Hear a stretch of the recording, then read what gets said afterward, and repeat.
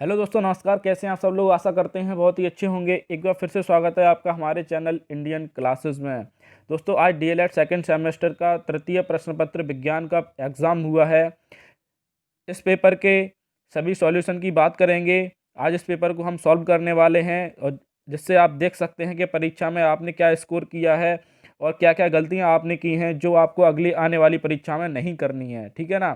तो सबसे पहले क्वेश्चन की हम बात करते हैं। सबसे पहला क्वेश्चन है हमारे सामने कि जूल मात्रक है कार्य का, ऊर्जा का, कार्य और ऊर्जा दोनों का या शक्ति का। तो कार्य, जो हमारा कार्य का मात्रक होता है वह भी जूल होता है। ऊर्जा का मात्रक, इसमें जो हमारा तीसरा ऑप्शन है वह सही हो जाएगा। कार्य और ऊर्जा दोनों का मात्रक होता है जूल। ठीक है ना? कि रबी फसल है मक्का, ज्वार, बाजरा या चना। तो हमने इसमें देख सकते हैं कि गेहूं, चना, मटर, बरसीम, आलू, यह सभी रबी की फसलें हैं। तो ऑप्शन में इसमें कौन सा दिया है? चना दिया है। तो रबी की फसल कौन सी हो जाएगी? चना। तो चौथा ऑप्शन हमारा सही हो जाएगा। नेक्स्ट क्वेश्चन है हमारे सामने कि चंद्र ग्रहण की घटना होती है अमावस्या के दिन, पूर्णिमा के दिन, अमावस्या की रात या कभी भी। तो चंद्र ग्रहण की जो घटना है वह होती है हमारी पूर्णिमा के दिन। ठीक है ना? नेक्स्ट क्वेश्चन की हम बात करते हैं कि डीपीटी के टीके से बचाव होता है डिप्थीरिया का, काली खांसी का, टेटनस का, उपयुक्त तीनों का। तो इसका जो राइट आंसर होगा वो हो जाएगा हमारा उपयुक्त तीनों। ठीक है ना? चौथा ऑप्शन इसका सही होगा। डीपीटी के टीके से इन तीनों चीज़ों का बचाव होता है। नेक्स्ट क्वेश्चन है हमारे सामने कि CaSO4 की संयोजकता है। CaSO4 का जो परमाणु, इसमें Ca की पूछ रहा है, तो Ca का परमाणु क्रमांक होता है हमारा 20। ठीक है ना? तो इसे इस प्रकार से हम देख सकते हैं 2,8,8,2। तो इसकी जो बाहरी कक्षा में इलेक्ट्रॉन होंगे वो 2 होंगे, तो 2 ही इसकी संयोजकता हो जाएगी। तो इसका जो दूसरा ऑप्शन है वह सही हो जाएगा। ठीक है ना? और देखते हैं अतुलोत्तरीय प्रश्नों की बात करें तो पहला ऑप्शन है, पहला प्रश्न पूछ रहा है कि नाभ की ऊर्जा किसे कहते हैं, इसके क्या उपयोग हैं। तो नाभ की ऊर्जा क्या होती है कि जब एक नाभिक दूसरे नाभिक में रूपांतरण होता है तो उससे जो ऊर्जा निकलती है वह नाभ की ऊर्जा कहलाती है। इसका उपयोग, इसका बहुत सारी चीज़ों में उपयोग किया जाता है, जैसे कि परमाणु जो बम बनाते हैं उसमें इसका प्रयोग किया जाता है, विद्युत बनाने में इसका प्रयोग किया जाता है। बहुत सारे उपयोग हैं इसके। ठीक है ना? दूसरा प्रश्न है हमारे सामने। मैंने आपको वीडियो में बताया था कि उत्तोलक बहुत ही इम्पोर्टेंट हैं। जो हमारी पहले की वीडियो चैनल पे पड़ी हुई हैं उसमें मैंने बताया था कि उत्तोलक से हमेशा क्वेश्चन आता है। तो वह क्वेश्चन पूछा गया है कि प्रथम वर्ग के उत्तोलक का उदाहरण सहित परिभाषा दीजिए। तो जो प्रथम वर्ग का उत्तोलक होता है उसमें क्या होता है कि आलम्ब, ठीक है ना, आलम्ब और आयास, और उसके बाद होता है भार। इसमें क्या होता है कि आयास बीच में रहता है, एक तरफ आलम्ब और एक तरफ भार रहता है। यह होता है प्रथम वर्ग का उत्तोलक। इसका उदाहरण होता है हमारा, जैसे कि कैंची हो गया। कैंची हमारा प्रथम वर्ग के उत्तोलक में आता है। कैंची हो गया, और प्लास हो गया। ठीक है ना? प्लास हो गया, और भी हैं प्रथम वर्ग के उत्तोलक में जो आते हैं, जैसे हेड पंप है, साइकिल की ब्रेक है। यह सभी प्रथम वर्ग के उत्तोलक के उदाहरण हैं। ठीक है ना? नेक्स्ट क्वेश्चन जो है हमारे सामने कि जल में घुलनशील तथा वसा में घुलनशील विटामिन के दो दो उदाहरण लिखिए। इसमें दो दो उदाहरण पूछे गए हैं कि कौन कौन सी विटामिन जो हैं वो जल में और वसा में घुलनशील हैं। तो हमारी वसा में कौन कौन सी विटामिन जो होती हैं घुलनशील होती हैं? वसा में हमारी होती हैं डी, विटामिन डी है, विटामिन ए है, विटामिन के है और विटामिन ई। ये जो है हमारी वसा में घुलनशील विटामिन है। और जल में घुलनशील कौन सी विटामिन होती हैं हमारी? विटामिन बी और विटामिन सी। ठीक है ना? नेक्स्ट क्वेश्चन है हमारे सामने कि जल प्रदूषण के मुख्य कारक हैं। तो जल प्रदूषण के जो मुख्य कारक हैं, यह एक ऐसा प्रश्न था जो आपको अपने पास से लिख के आना था और आपको अच्छे नंबर मिलते। आशा करते हैं कि आप अपने शब्दों में लिख कर आए होंगे और आपको इसमें बहुत अच्छे नंबर मिलेंगे। जैसे कि जल प्रदूषण के मुख्य कारणों की बात की जाए कि जैसे अपशिष्ट जो पदार्थ होते हैं उन्हें हम सीधे जल में छोड़ देते हैं, यह भी एक जल प्रदूषण का प्रमुख कारण है। तो ऐसे कई कारण हैं जल प्रदूषण के जिन्हें आप अपने शब्दों में लिखना था, ठीक है ना। 10वां प्रश्न हमसे पूछ रहा है कि वसा को कितने समूहों में बांटा गया है। तो वसा को जो है ना वो 3 समूहों में बांटा गया है, ठीक है ना। वो 3 समूह कौन कौन से होते हैं। एक तो होती है हमारी संतृप्त वसा, ठीक है ना।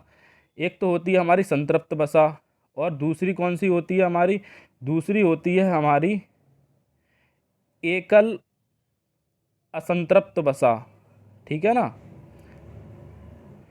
एकल असंतृप्त वसा। और तीसरी हमारी कौन सी होती है, तीसरी होती है हमारी बहु असंतृप्त वसा, जिसे हम अगर इंग्लिश में बोलें तो सैचुरेटेड और मोनोसैचुरेटेड और पॉलीसैचुरेटेड, ठीक है ना। ये 3 प्रकार की वसाएं होती हैं। नेक्स्ट प्रश्न है हमारे सामने कि इसमें रिएक्शन पूछी गई है, ठीक है ना। CaCO3 + 2HCl, इस रिएक्शन को पूरा करना था, तो इसका पूरा क्या हो जाएगा, CaCl2 + H2O वाटर +CO2। यह थी इसकी पूरी रिएक्शन, ठीक है ना। अब देखते हैं कि हम लघु उत्तरीय प्रश्नों में किस प्रकार के प्रश्न पूछे गए हैं हमसे। तो पहला जो इसमें लघु उत्तरीय में प्रश्न है, प्रश्न नंबर 12 है कि भौतिक तथा रासायनिक परिवर्तन में क्या अंतर है, उदाहरण सहित स्पष्ट कीजिए। बहुत ही इजी क्वेश्चन था, इसे आपको अपने शब्दों में अच्छे तरीके से लिखना था। तो भौतिक परिवर्तन वे परिवर्तन होते हैं जो किसी भी अवस्था में जाने के बाद पुनः अपनी प्रथम अवस्था में आ जाते हैं, तो भौतिक परिवर्तन होते हैं। रासायनिक परिवर्तन जो एक अवस्था से दूसरी अवस्था में जाने के बाद पुनः अपनी अवस्था में नहीं आ पाते हैं, वे रासायनिक परिवर्तन होते हैं। अब इसमें दूसरा जो प्रश्न पूछा है, प्रश्न नंबर 13, यह क्या कह रहा है कि मृदा प्रदूषण के स्रोत एवं प्रभाव लिखिए।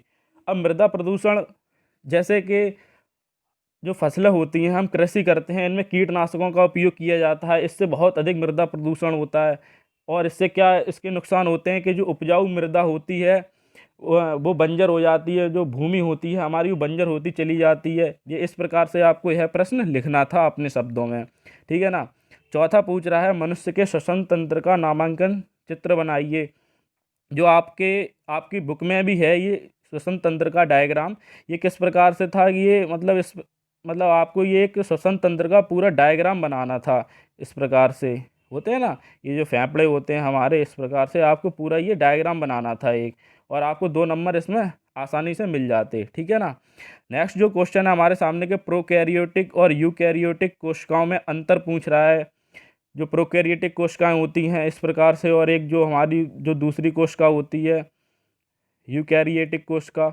तो इस प्रकार से आपको एक डायग्राम बनाकर और उसमें आप अंतर स्पष्ट कर देते तो आपके अच्छे नंबर। क्या होता है कि आप अगर डायग्राम बनाते हैं ना तो आपको नंबर अच्छे मिलते हैं, ठीक है ना। अब देखो ये एक दूसरा क्वेश्चन है हमारे सामने कि उत्तोलक क्या है, इसके प्रकार उदाहरण सहित समझाइए। अब उत्तोलक एक, जैसे उत्तोलक क्या होता है कि लंबी या टेढ़ी छड़ होती है जिससे वो स्वतंत्रता पूर्वक घूम सके, ठीक है ना। जिस बिंदु के परत वह चारों तरफ घूम सके वही होती है हमारी उत्तोलक। अब ये किस प्रकार, जैसे प्रथम प्रकार के उत्तोलक होते हैं, द्वितीय प्रकार के, तृतीय प्रकार के, आप इस प्रकार से आपको इसमें लिखना था 2 नंबर में, ठीक है ना। 2 नंबर में आप पूरा एक पेज भर के आया करिए तभी आपको पूरे नंबर मिलेंगे, ठीक है ना। और 17वां क्वेश्चन है हमारे सामने कि व्यंजक चूर्ण का सूत्र पूछ रहा है, बेकिंग सोडा का और धावन सोडा का। तो व्यंजक चूर्ण का जो हमारा फॉर्मूला होता है वह होता है हमारा CaOCl2, ठीक है ना। यह होता है हमारा व्यंजक चूर्ण का फॉर्मूला। और जो बेकिंग सोडा का फॉर्मूला होता है वह होता है हमारा NaHCO3, यह होता है हमारा बेकिंग सोडा का। और पूछ रहा है धावन सोडा का फॉर्मूला। तो धावन सोडा का जो फॉर्मूला होता है वह होता है हमारा Na2CO3, यह होता है हमारा धावन सोडा का। अब पूछ रहा है 18वें प्रश्न में कि संतुलित आहार क्या है, मनुष्य के लिए संतुलित आहार क्यों आवश्यक है। यह क्वेश्चन भी आपको अपने शब्दों में लिख के आना था। जैसे संतुलित आहार यानी कि एक परफेक्ट डाइट क्या होती है। संतुलित आहार वह होते हैं मतलब ऐसे ऐसे भोजन, मतलब जिनसे हमें निश्चित मात्रा में विटामिन्स, कार्बोहाइड्रेट, प्रोटीन इत्यादि चीज़ें मिलती हैं जो हमें पूरे दिन में ऊर्जा देने के लिए आवश्यक हैं, वह होती है हमारी संतुलित आहार में। ठीक है ना? ऐसा नहीं होता है कि हम वे फूड नहीं आते हैं इसके अंतर्गत, जैसे कि हमें जिसमें बहुत ज़्यादा कार्बोहाइड्रेट है, बहुत ज़्यादा फैट मिलता है। संतुलित आहार का मतलब होता है ऐसे आहार जिनसे हमें उतनी ऊर्जा, उतनी कैलोरी मिले पूरे दिन में जो हमारे लिए आवश्यक होती है। तो संतुलित आहार क्यों आवश्यक होते हैं? संतुलित आहार, अब इसमें भी आपको अपने शब्दों में ही लिखना था, संतुलित आहार हमें पोषण के लिए बहुत ही आवश्यक होते हैं। इस प्रकार से आपको यह अपने शब्दों में लिख के आना था। तो यह हुआ हमारा विज्ञान का पूरा पेपर, हमने सॉल्व किया। आप इसमें देख सकते हैं कि हमने किस प्रकार का स्कोर किया है। और अगर आपको यह वीडियो अच्छी लगी हो तो हमारे चैनल को सब्सक्राइब करें, वीडियो को लाइक करें, शेयर करें, और आपके जो भी सुझाव हों वो कमेंट बॉक्स में ज़रूर दें। Thank you. मिलते हैं नेक्स्ट वीडियो में, तब तक के लिए जय हिंद, वंदे मातरम। Thank you.